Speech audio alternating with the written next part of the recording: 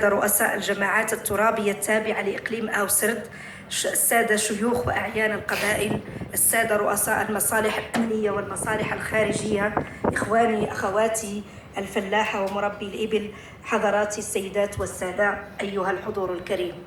نود باسم مجموعة المكتب الشريف للفوسفات ومؤسسة فوسبوكرا أن نشكركم على تلبية الدعوة للمشاركة معنا هذا اليوم في فعاليات النسخة الثانية للقافلة الفلاحية فوسبوكرا والخاصة بتربية الإبل في الأقاليم الجنوبية بعد النسخة الأولى سنة 2015 والتي شملت كل من العيون والداخلة وقلميم والتي عرفت نجاحا كبيرا. نحن متأكدون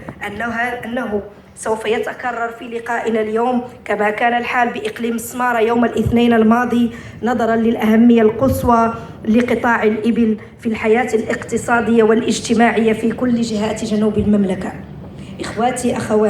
إخواني أخواتي،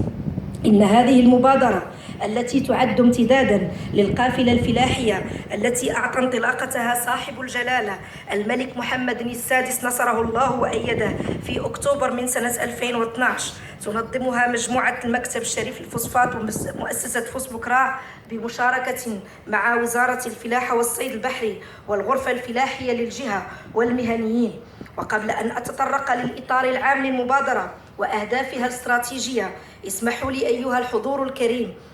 نقدم لكم نبذة عن مؤسسة فوسبوكرا، هذه المؤسسة التي من خلال نهج يقوم على إنجاز مشاريع هيكلية وعبر اعتماد مقاربة تشاركية مبنية على التقائية الجهود بين ساكنة الأقاليم والفاعلين الجمعويين والمؤسساتيين، تهدف ومنذ إنشائها سنة 2014 إلى مساعدة الساكنة خصوصا منها الشباب